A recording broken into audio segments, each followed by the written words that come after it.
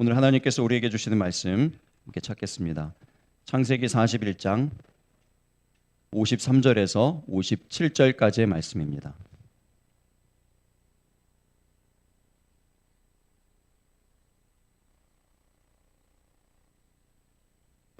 우리 다 같이 한 목소리로 합독하시겠습니다. 애굽 땅에 7해 풍년이 그치고 요셉의 말과 같이 7해 흉년이 들기 시작하매 각국에는 기근이 있으나 애굽 온 땅에는 먹을 것이 있더니 애굽 온 땅이 굶주림에 백성이 바로에게 부르짖어 양식을 구하는지라. 바로가 애굽 모든 백성에게 이르되 요셉에게 가서 그가 너희에게 이르는 대로 하라 하니라. 온 지면에 기근이 있음에 요셉이 모든 창고를 열고 애굽 백성에게 팔세. 애굽 땅에 기근이 심하며 각국 백성도 양식을 사려고 애굽으로 들어와 요셉에게 이르렀으니 기근이 온 세상에 심함이었더라. 아멘. 국제 투명 지수가 세계 1위인 나라. 굉장히 투명하고 정직하기로 유명한 나라. 국제 경쟁력 지수가 또 세계 최고인 나라. 인터넷과 이동전화 보급률이 세계 1위인 나라. 1세 미만의 유아 사망률이 세계 최저인 나라. 남녀평등이 가장 잘 실현되었다고 평가받는 나라. 한 나라예요, 지금. 이 나라가 어떤 나라일까요? 이었으면 좋겠습니다. 네. 우리에게 알려져 있기로는 자일리톨, 산타클로스 이런 것들로 많이 알려져 있는 핀란드, 핀란드입니다. 핀란드가 그런 나라래요. 이 핀란드에 17세기 경에 대기근이 발생했습니다. 지금은 이렇게 세계적으로 가장 조사를 하면은 가장 행복 지수가 높은 나라 1위, 4년 연속 1위래요. 모든 사람들이 다 행복하고 윤택하게 살아가는 세계 경쟁력 1위인 나라, 이 나라에도 기근이 왔었습니다. 17세기 경에 대기근이 발생했어요. 굉장히 간단하고 굉장히 미묘한 차이로 기근이 발생했어요. 뭐냐 하면 지금 우리도 비슷한 경험을 하고 있는데 겨울이 길어진 겁니다. 겨울이 길어져요. 5월이면 이제 많이 더워야 되는데 아침 낮에도 여전히 좀 쌀쌀하죠. 여전히 좀 추워요. 겨울이 길어지니까 그때는 농사에만 의존해서 사는 시절이었잖아요. 겨울이 길어지니까 씨를 뿌려도 씨가 싹이 나지 않습니다. 너무 추워서. 다 얼어 죽는 거예요. 이 일이 지속되니까 먹을 것이 없어집니다. 사람들이 먹을 것이 없어지니까 씨라도 먹는 거예요. 그 씨라도. 씨를 먹고 이제 겨우 자라난 그 새싹을 뽑아서 먹고 이렇습니다. 그러니까 씨가 없고 싹이 없으니까 양식이 당연히 없죠. 점점점 먹을 양식이 줄어드는 거예요. 거기에 설상가상으로 이제 우박이 막 떨어집니다. 그래도 그나마 막 자라난 농작물들과 이 동물들이 있잖아요. 잡아먹을 수 있는 그런 이 동물들이 있는데 다 죽는 거예요. 우박에. 우박은 기후가 불안정할 때 발생한다고 하죠. 텍사스 지역에 얼마 전에 우박들이 떨어진 것도 바로 그런 이유입니다. 설상가상으로 그런 일이 일어나니까 사람들이 죽어나가는데 전체 인구의 30%의 인구가 굶어서 죽었답니다. 그때의 역사가가 기록하기를 그렇게 기록했어요. 창가에 떨어져 있는 파리가 죽는 것처럼 사람들이 죽어나갔다. 이 기근의 일은 17세기의 일만이 아닙니다. 현재 진행형이에요. 연구기관 그 조사기관에 의하면은 2019년 말, 그러니까 코로나 이전에는 기아 인구, 굶어서 이제 죽어가는 사람들의 인구가 1억 3천만 명 정도 됐답니다. 전 세계에서. 그런데 1년 만에 이제 코로나가 시작되어진 이후로 그 인구가 2배로 늘어납니다. 2억 6천만 명이 지금 굶어서 죽어가고 있어요. 2초에 한 명씩 사망하고 있답니다. 굶어서, 먹지 못해서. 대표적인 나라, 가난한 나라 있죠.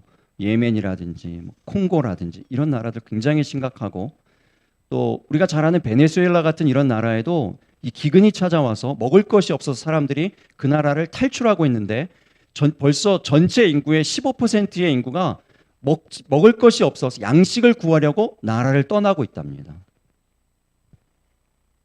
남수단이라고 하는 나라는 전체 인구의 60% 이상의 사람들이 매일매일 일어나면 먹을거리를 걱정해야 되는, 오늘 무엇을 먹을 수 있을까? 한 끼라도 내가 제대로 먹을 수 있을까? 걱정하는 지경에 이르렀다고 그래요. 아프가니스탄은 오랜 전쟁이 있었잖아요. 전 인구의 절반 이상이 빈곤층 이하의 삶을 살고 있답니다. 최저 빈곤 있죠. 최저 빈곤, 우리가 쉽게 얘기하면 어떤 정도로 얘기할까요?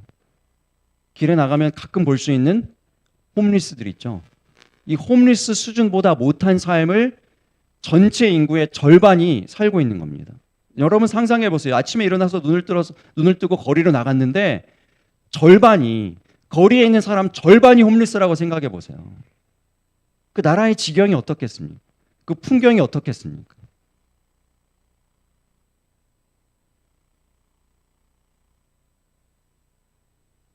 지난주에 그 송유관 해킹 사건으로 주유소들마다 줄이 길게 늘어서 있었습니다. 그때가 생각나더라고요. 그 코로나 사태가 있었던 작년 3월에 마트마다 사람들이 붐비고 그 깡통 음식들, 통조림 음식들이 동인하고 그 클로락스와 휴지가 있어야 할 진열대가 비어 있고 이렇습니다. 그때 사두었던 통조림 음식이 있는 봉지 한 봉지가 저희 집 한켠에 그대로 있어요.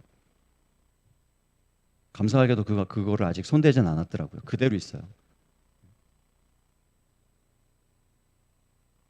미국이 이렇다면 전 세계 다른 나라들은 어떻겠습니까?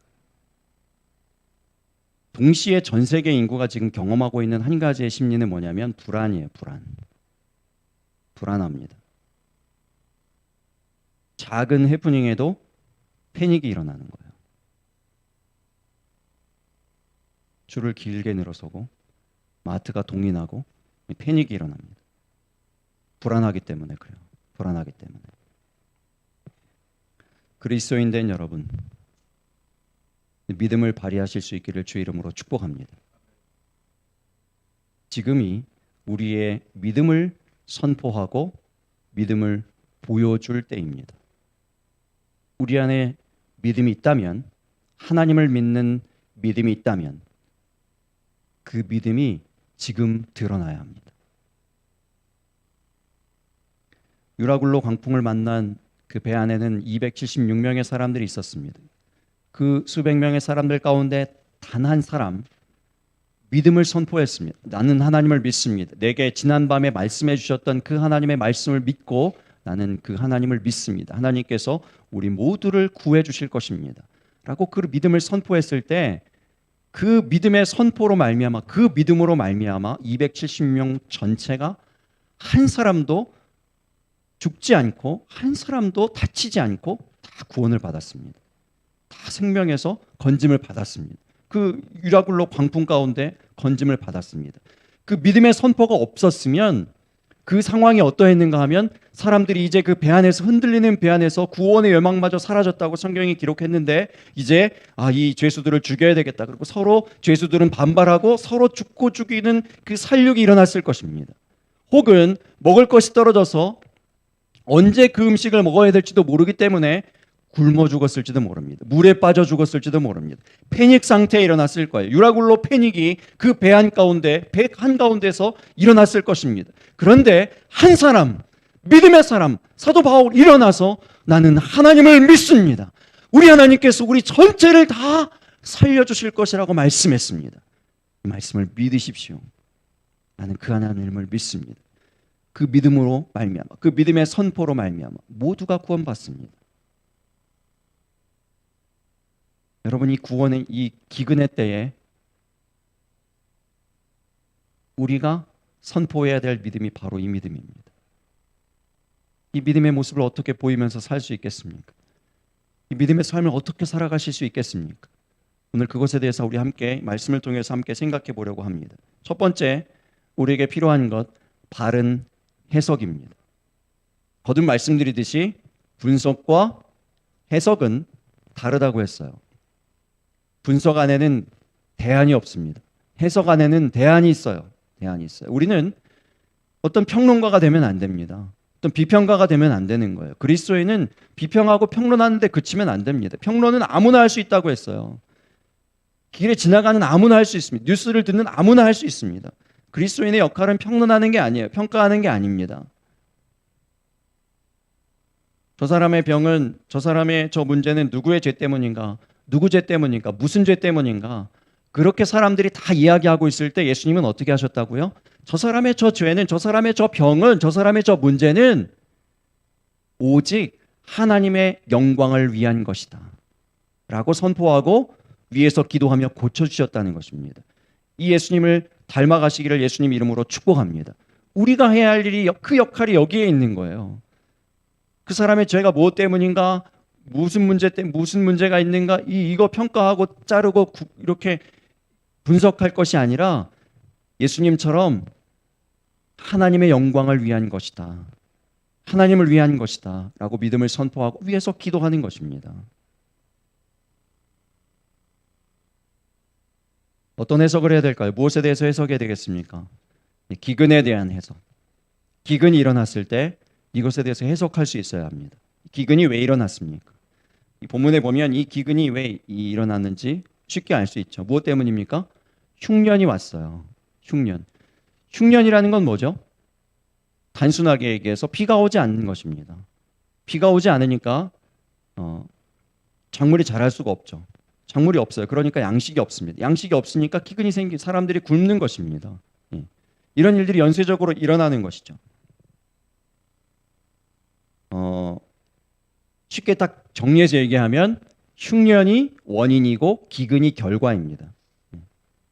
그러니까 먹지 못하고 굶게 되어지고 사람들이 기아에 이르게 되어지고 죽게 되어지고 이것이 지금 결과라면 그 원인은 흉년 때문이라는 것이죠. 흉년. 미국에 이제 인플레이션 걱정을 한다고 한 발표를 했어요. 인플레이션은 왜 생깁니까? 네, 학교 다니실 때 여러분 다 배우셨을 거예요.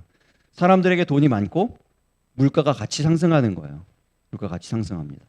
그래서 원래 가치보다 다 모든 것들이 높게 책정되어 있는, 높게 상승되어 있는 게 인플레이션이라고 하죠. 근데 이 두 가지 요소뿐만이 아니라 어떤 경제학자가 뉴스에서 나와서 얘기하는데 여기에 중요하게 영향을 미치는 한 가지 요소가 더 있대요. 그게 뭐냐면 사람들의 심리라는 것입니다. 심리.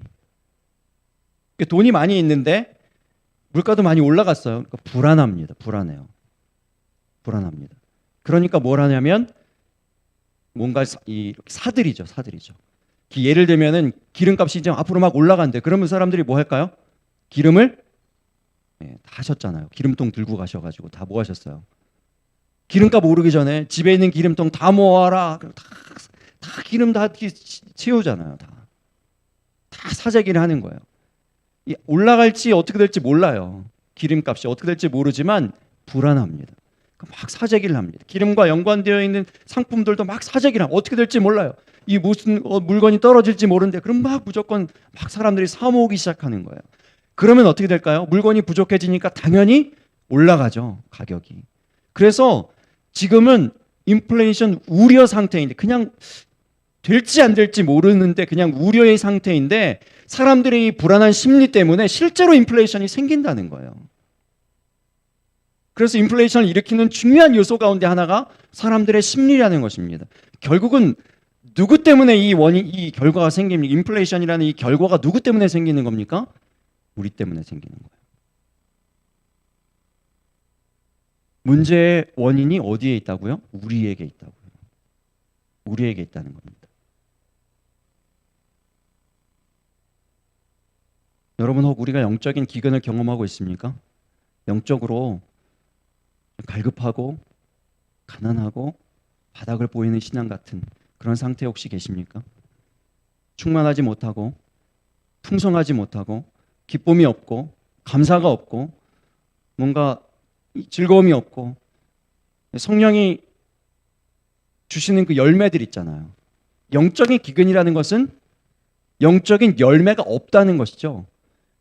영적인 열매, 대표적으로 성령의 열매, 사랑, 희락, 화평, 오래 참음, 자비, 양선, 온유, 충성, 절제. 여러분, 이런 열매들이 우리의 삶에 풍성하게 지금 나타나고 있습니까? 아닙니까? 잘 보이지 않습니까? 오히려 짜증만 많이 나고 불평만 많이 생기고 불만만 막 나오고 그러고 계십니까? 이 영적인 기근이에요. 기근이에요. 이때 이 바른 해석을 해야 된다고요. 이 기근이 무엇 때문인가? 무엇이 원인인가?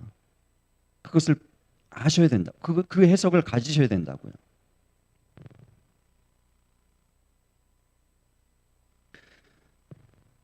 원인은 영적 흉년입니다.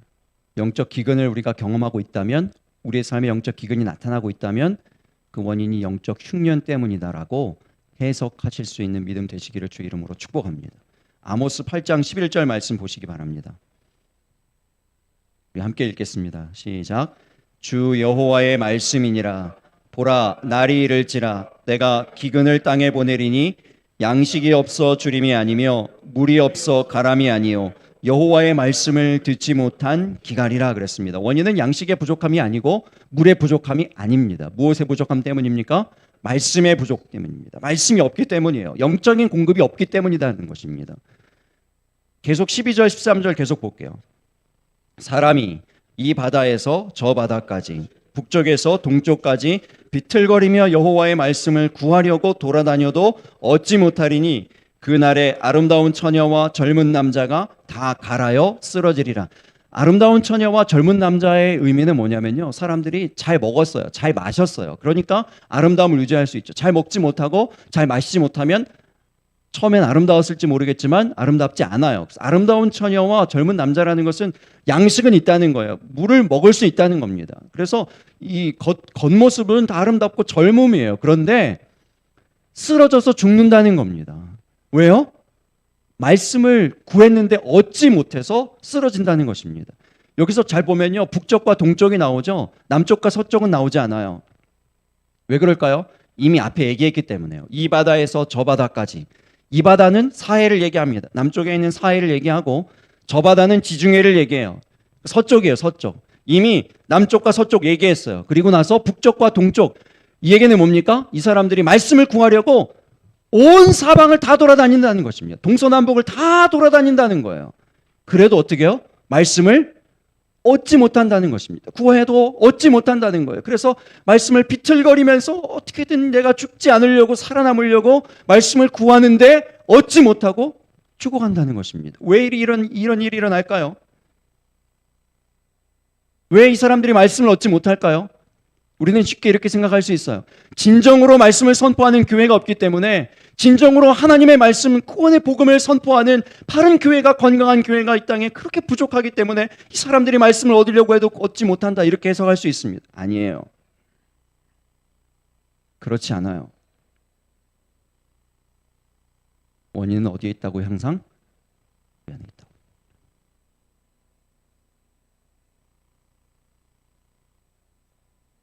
이 말씀은요, 범죄한 이스라엘 백성들을 향한 말씀이에요. 이 8장의 제일 마지막 절 14절 말씀 보시기 바랍니다.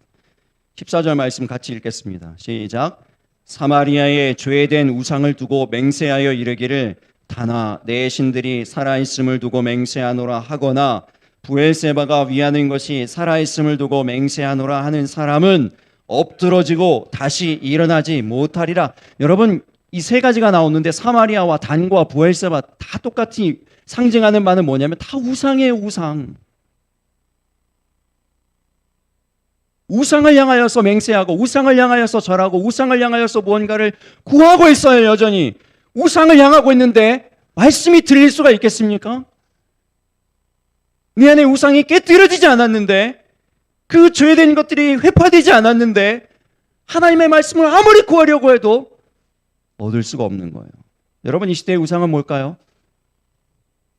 저 시대는, 이 성경의 이 시대에는 보이는 거예요. 금송아지든지 뭔가 보이는 우상이 있어요. 그런데 지금은 잘 보이지 않죠. 그 우상이 어디에 있을까요? 다 우리 자신이 우상이에요. 다 자기 자신이 우상이에요. 이미 성경에서 경고하셨어요. 말세에 고통하는 때가 이르면 사람들이 다 처음부터 뭐 하냐면 제일 처음 나온 게 뭐라고요? 자기를 사랑하고. 자기 자신이 우상이에요. 자기 자신이 우상이에요. 그 우상을 깨뜨리지 않고 그 우상을 여전히 하나님보다 높이 둔 채 하나님의 말씀을 아무리 동서남북으로 찾아 돌아다니면서 구해도 하나님의 말씀을 듣지 못하고 쓰러져 죽는다는 것입니다. 원인이 어디 있다고요? 여기 있다. 바른 해석을 하시기 바랍니다. 내게 왜 영적 기근이 일어날까? 내게 이런 왜 갈급함이 일어날까? 내게 이런 왜 궁핍함이 일어날까? 여러분, 바르게 진단하고 바르게 해석하실 수 있게 바랍니다. 누구 때문이 아니에요. 상황 때문이 아닙니다. 뭐 교회 때문이 아니에요. 뭐 어떤 환경 때문이 아니에요. 결국은 말씀이 없기 때문이에요. 영적 흉년이 있기 때문입니다. 그 영적 흉년은 왜 왔다고요? 무엇 때문에 왔다고요? 왜 말씀을 듣지 못한다고요? 아무리 그래도 왜 듣지 못한다고요? 하나님과 우리 사이를 유일하게 가로막는 유일한 장벽, 죄 때문이에요. 여전히 우상을 섬기고 있는, 내 자신을 하나님보다 더 귀하게 여기는, 내 것을, 나의 것을, 내 소유를 하나님보다, 그 무엇보다 가장 소중하게 여기는 그 마음을 꼭 품고 있는 가운데에는 하나님의 말씀을 들을 수가 없다고.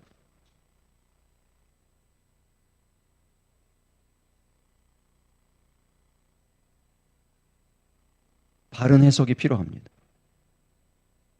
기근을 극복하고 믿음의 삶을 살기 위해선 첫 번째, 바른 해석이 필요합니다.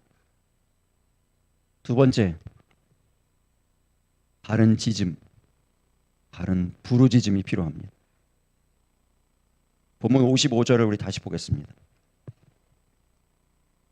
본문 55절 초반절에 보면 애굽 온 땅이 굶주림에 백성이 바로에게 부르짖어 양식을 구하는지라 그랬습니다. 애굽 온 땅의 굶주림에 백성이 바로에게 부르짖었다고 했습니다. 바로는 그들에게 신이기 때문에 그렇습니다.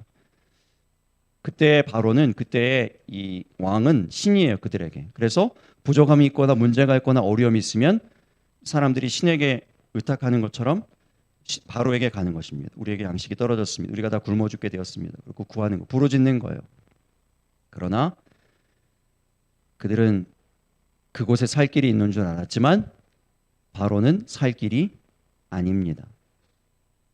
바로에게 아무리 부르짖어도 바로에게 살 길이 없습니다. 아브라함 때에도 첫 흉년이 들었다고 했습니다. 아브라함이 택한 것은 애굽으로 내려가는 거였어요. 애굽이 살 길인 줄 알았습니다. 애굽으로 가는 것이 살 길인 줄 알았어요. 그런데 애굽으로 내려갔을 때 어떤 일이 일어납니까? 그 길은 살 길이 아니고 위기의 길이었습니다. 부부가 갈라지는 길이었습니다. 하나님의 백성이 하나님 없는 사람들에게 조롱당하는 길이었습니다. 책망을 받잖아요. 책망을 받잖아요. 너희 둘이 부부인데 왜 부부가 아닌 척을 하고 왜 속이면서 그러고 있냐고. 하나님 없는 사람에게 하나님 믿는 이 믿음의 조상이라고 하는 이 사람이 오히려 책망을 받고 조롱당하는 그 길이었습니다.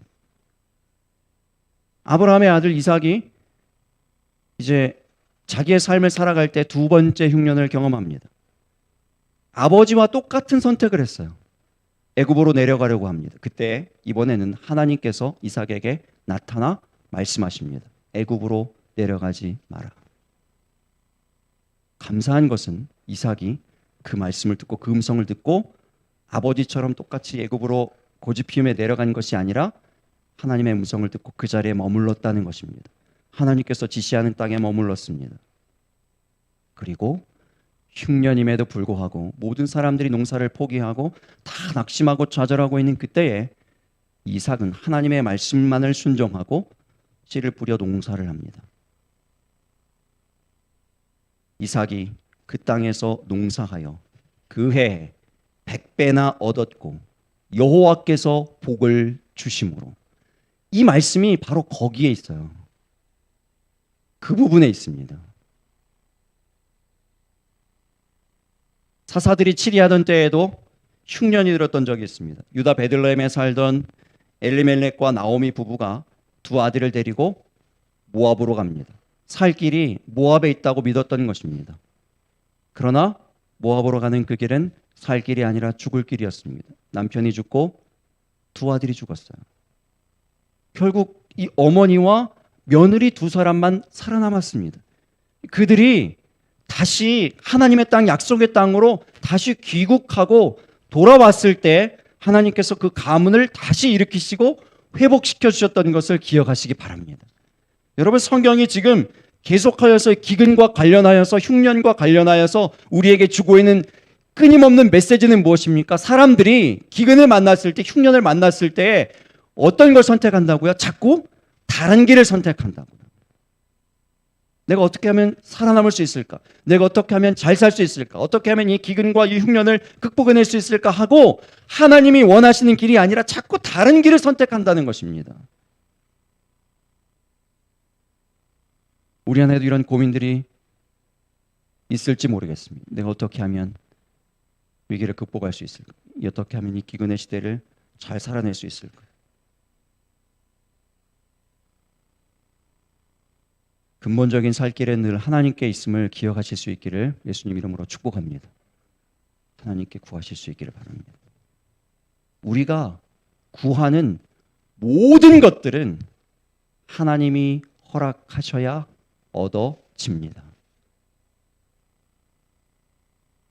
하나님이 닫으시면 아무도 열 자가 없습니다. 반대로 하나님이 여시면 누가 닫으려고 해도 아무도 닫을 수가 없습니다. 하나님 손에 달렸습니다. 누구에게 구해야 하겠습니까? 누구에게 마음을 두어야 하겠습니까? 어디에 마음을 두어야 하겠습니까? 무엇을 향하여서 구하고 부르짖어야 하겠습니까? 코인입니까? 무슨 코인? 나는 코인 하나가 그렇게 비싼지 몰랐는데 웬 코인 하나가 이렇게 비싼지.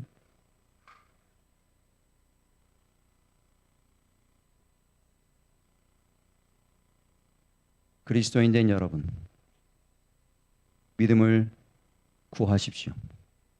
믿음을 보이십시오. 믿음을 선포하며 믿음의 삶을 살아가시기를 예수님 이름으로 축복합니다. 그 믿음은 바른 부르짖음으로 나타납니다. 세 번째, 바른 순종이 필요합니다. 55절 계속 보겠습니다.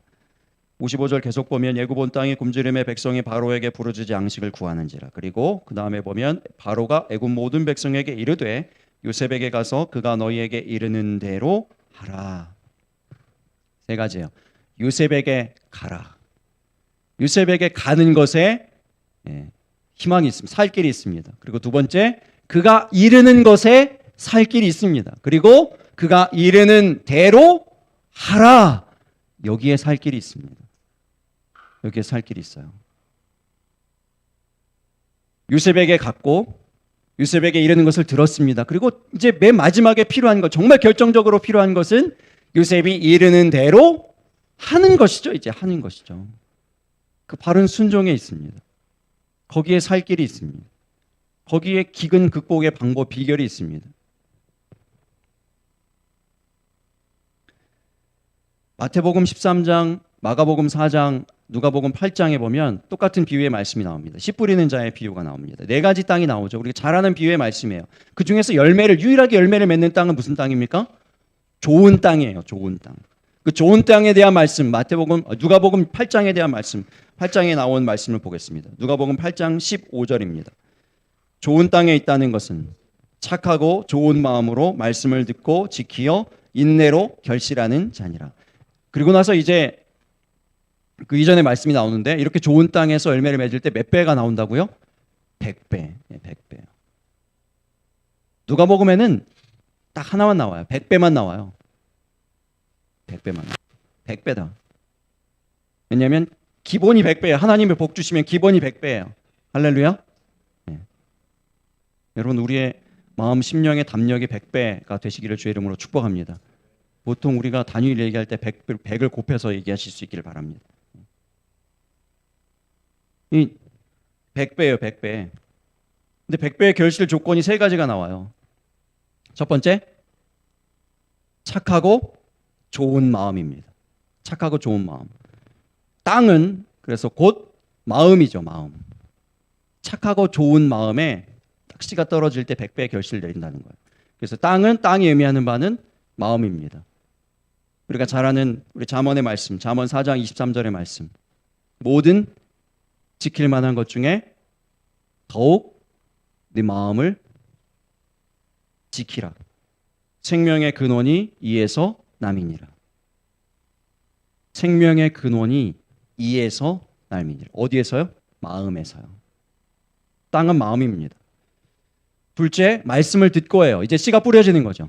말씀이 곧 씨입니다. 씨가 뿌려지는 것입니다. 그리고 세 번째, 무엇으로 결실합니까? 이 땅이 마음이잖아요. 착하고 좋은 마음, 이 땅입니다. 그리고 말씀에 씨앗이 떨어졌어요. 근데 이제 결정적으로 이제 결실하는 건 뭐라고요? 성경에 보니까 누가복음 8장 15절에 보니까 뭐로 결실한다고요? 네, 말씀이 앞에 안 나오니까 대답을 못 하시는군요. 인내로 결실하니라 이렇게 나왔어요. 인내로. 여러분 인내입니다. 인내. 결실은 무엇으로요? 인내로요. 인내로. 호세아 10장 12절 말씀 보겠습니다. 같이 읽겠습니다. 시작.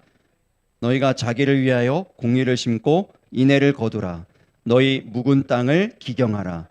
지금이 곧 여호와를 찾을 때니 마침내 여호와께서 오사 공의를 빛처럼 너희에게 내리시리라. 여기서 중요한 메시지 두 가지가 있습니다. 첫 번째, 너희 묵은 땅을 기경하라 그것입니다. 그럼 땅이 뭐라고요? 마음이에요. 마음을 갈아엎는 것이 중요합니다. 너희 묵은 땅을 기경하라 그랬습니다. 마음을 어떻게 갈아엎을 수 있을까요? 여러분 그래서 예배 전체 시간이 다 중요하다고 했어요. 예배의 시간 전체를 다 들으실 수 있기를 주의 이름으로 축복합니다. 잘라서 들으지 마세요, 제발. 말씀만 듣지 마세요. 앞에 찬양부터, 오히려 찬양 시작하기 전부터 기도하실 수 있기를 바랍니다. 기도하고 마음을 갈아엎는 거예요. 그 시간, 그때 기경되지 않으면, 묵은 땅이 기경되지 않으면, 땅이 준비되지 않으면요, 말씀은 다 뿌려진다니까요. 말씀에 문제가 씨에는 문제가 없어요. 그런데 뭐가 문제입니까? 다 이 땅이 그냥 길가 땅이든지 돌짝밭이든지 가시밭이든지 이러니까 안 된다 그랬잖아요.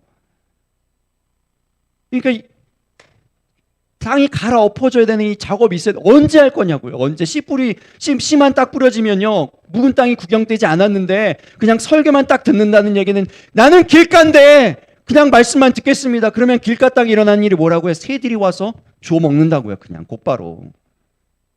주일 지나고 혹 예배 끝나고 나면 말씀이 사라진다고요.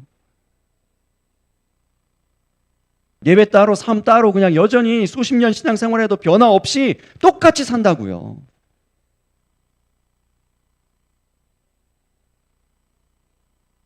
기경해야 됩니다. 갈아엎어야 합니다. 여러분 찬양 시간 통해서 여러분의 마음들이 기경되어지시기를 바랍니다. 여러분 찬양 다음에 우리가 함께 기도하잖아요. 대표 기도자가 기도할 때 그 시간은 대표 기도 감상 시간이 아닙니다. 기도가 잘하나 못하나, 목소리가 좋나 나쁜가, 오늘 상태가 어떤가 이런 거 평가하는 시간이 아니고 대표 기도자의 기도문을 가지고 우리가 함께 기도하는 시간입니다. 갈아엎어줘야 돼요. 그리고 하나님의 말씀이 뿌려지는 그러한 예배를 드리실 수 있기를 바랍니다. 묵은 땅을 기경하라. 이게 첫 번째 붙잡아야 될 말씀이에요.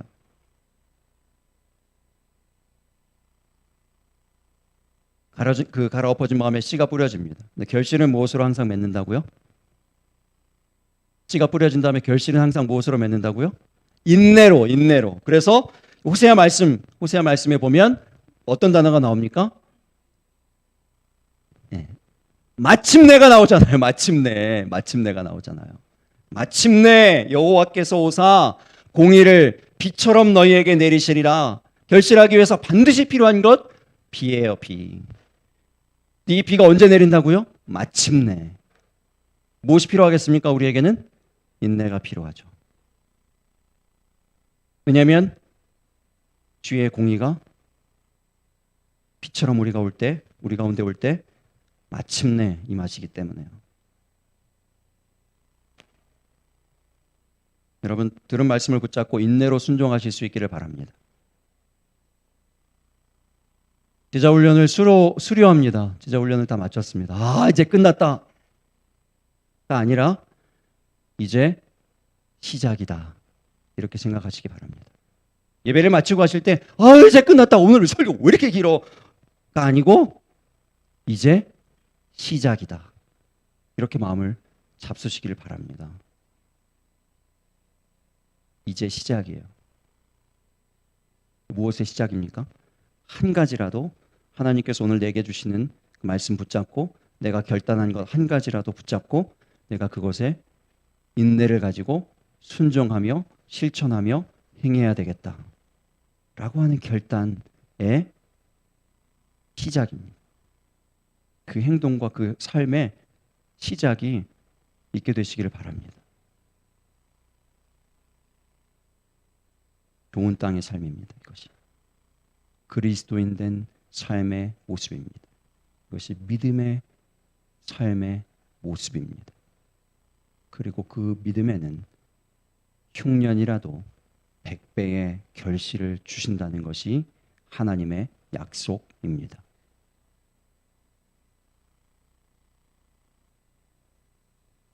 한 신실한 크리스찬 선생님이 있었습니다.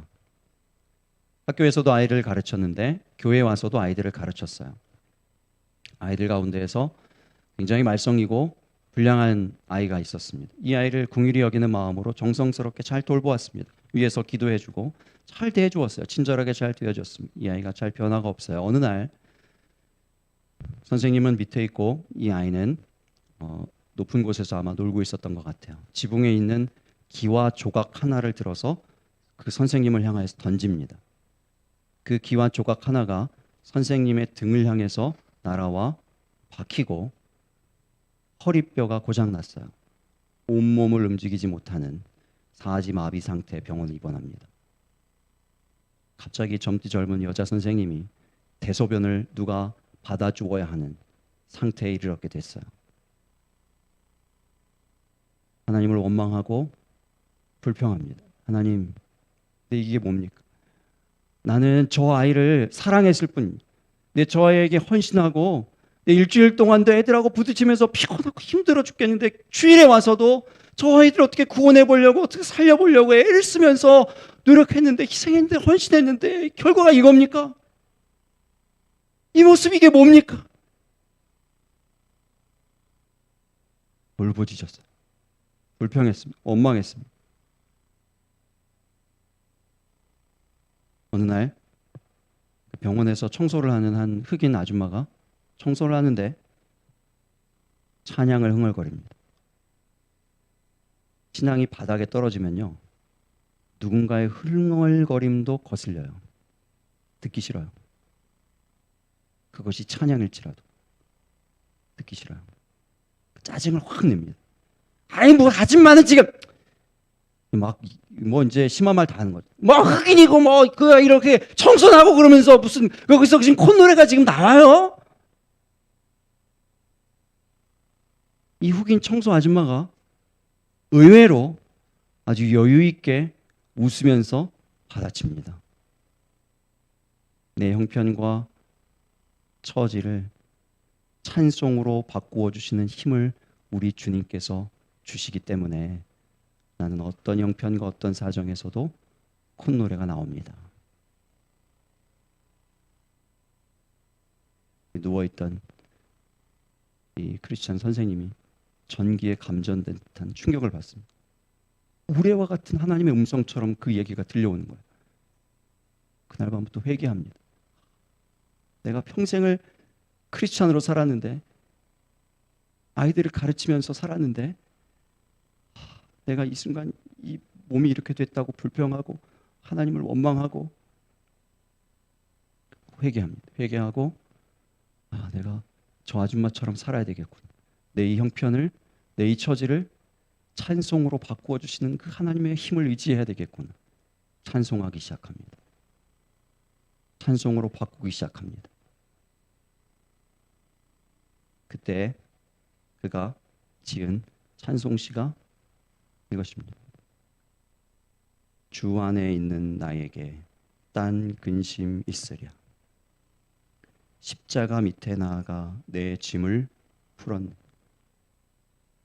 그 두려움이 변하여 내 기도 되었고 전날의 한숨 변하여 내 노래 되었네.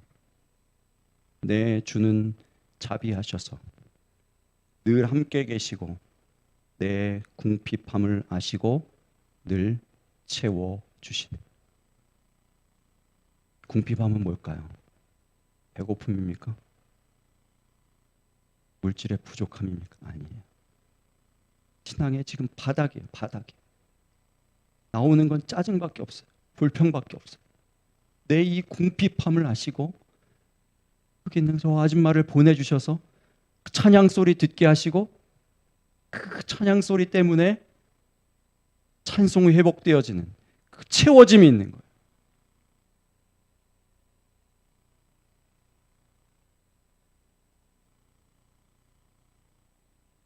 놀라운 하나님의 은혜로 그 찬송의 힘으로 6개월이 지났습니다. 그가 기적적으로 다시 일어납니다. 건강하게 병원에서 퇴원합니다. 다시 자기가 있던 자리로 다시 돌아가는 거예요. 6개월 만에 찬송하면서 돌아가는데 이렇게 찬송합니다. 주님을 찬송하면서 할렐루야 할렐루야 내 앞길 멀고 험해도 나 주님만 따라가리.